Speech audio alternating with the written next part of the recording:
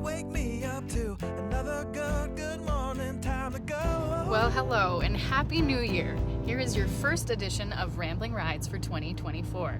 Now, as you can see, I'm not in the driver's seat today, which doesn't happen very often, and that usually means that I have a special guest. Due to popular demand, I decided to wrangle in my husband, Shawn Turner, to ask some questions and talk a little bit about not only this deep freeze that we are experiencing right now, but also the calendar that the two of us have done over the past 13 years. And I'm sorry that it's a little shaky because I have to hold my phone today because I am not in my vehicle, so I don't have my setup that I normally do. So bear with us a little bit here. We decided to pull over because we were traveling west and the sun was blaring in our eyeballs, so we thought we'd pull over for a moment so we could focus on just the beginning of how this calendar started. So Shawn, what was first going through your mind those 13 years ago when you were taking all these pictures of me with animals?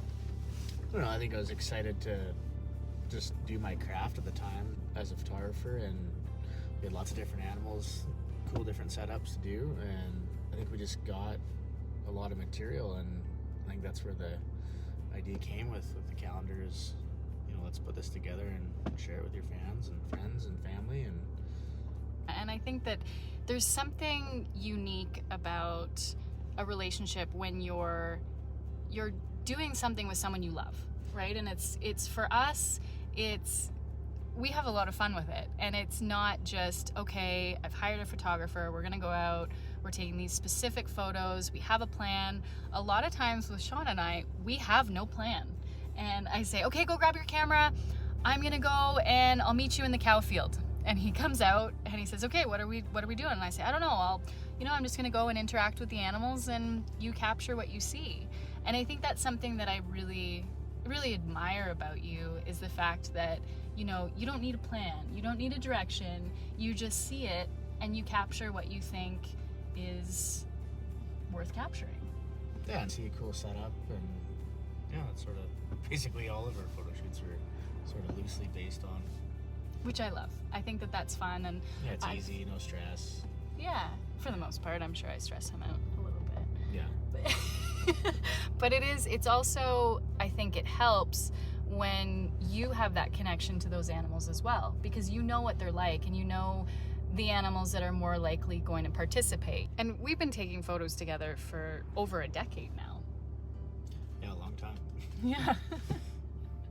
Yeah, we first started doing it, that was my profession as a photographer, and as time goes on I evolved and started doing different things, but the calendar still keeps us going to do, as well as other publicity stuff for you, is sort of, you're my main target now for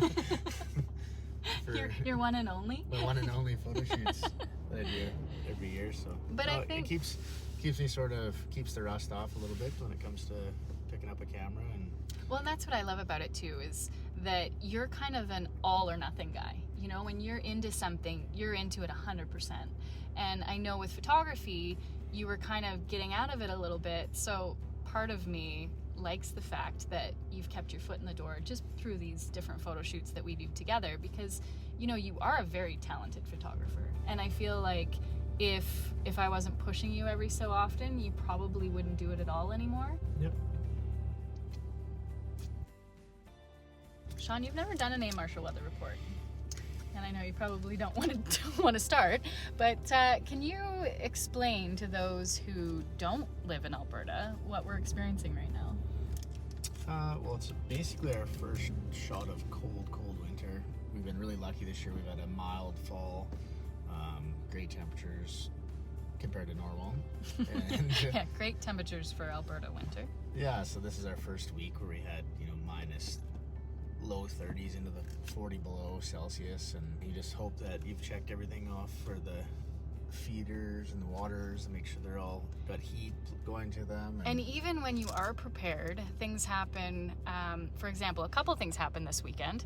So Friday was our first big deep freeze. It was minus 40 plus with the wind chill and minus 45, minus 50. And so we did experience some freezing issues with our water. So luckily we have a heated barn. We were able to get water to our animals, but we didn't have water in the house for 2 days. So no showering, none of that stuff. But you know, I have to say, it's kind of cozy, and I'm looking at the bright side of things because we did have that fire going for the whole weekend, and there's something about it that keeps you inside, and it keeps you from doing some of the things that, you know, you just end up putting on hold.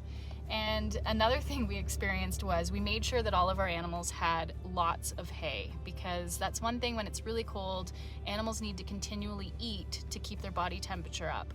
And so we made sure that the cows and horses had plenty of hay, so we didn't have to go out and give them hay during this cold spell.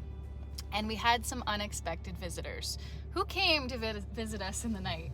Yeah, I'd heard a cow elk come in and thought that big feeder was an awesome snack time in 40 below, and you know, it's I understand where they're coming from, but at, you know, well over $200 a bale of hay, it's sort of 60 head of elk do a number on 2 bales in a hurry, so we try to shoo them away with the flashlights and get them to move on, but yeah, who knows. Yeah, Shawn ran out there a few times in the night and chased them off, and you do feel bad for them too, because they're cold and they want something to eat, but then at the same time we plan exactly how much feed we need for the animals we have. So if the elk are eating all our hay, not only is it a financial burden, but it's also one of those things where then we have to go and source and find more hay for our own animals.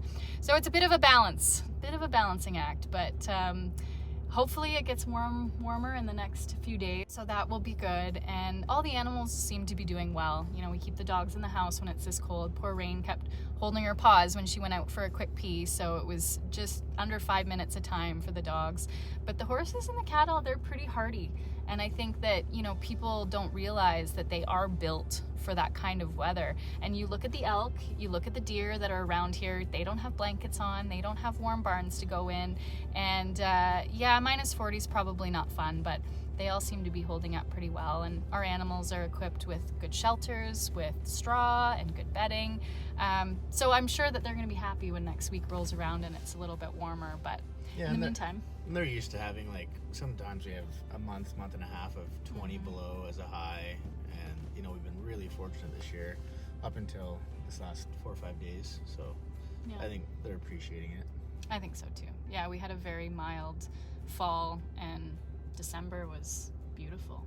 We had plus temperatures quite a few days in December, and that's not usually the case. So we're all spoiled, and now that the deep freeze happened, we're like scrambling to try to make sure everybody's okay and that everything is not freezing. But I want to wrap it up because Shawn and I are headed for dinner, and I just wanted to say thank you to all of you guys who are a part of this community and who continually, you know, support and ask and are questioning about my animals and Shawn and I and what we're up to. And we just want you guys to know that we do appreciate it, and we appreciate you being part of this community. So thank you, and that's it. Over and out. What's your favorite chocolate bar? This is mine. Score. Oh, sorry.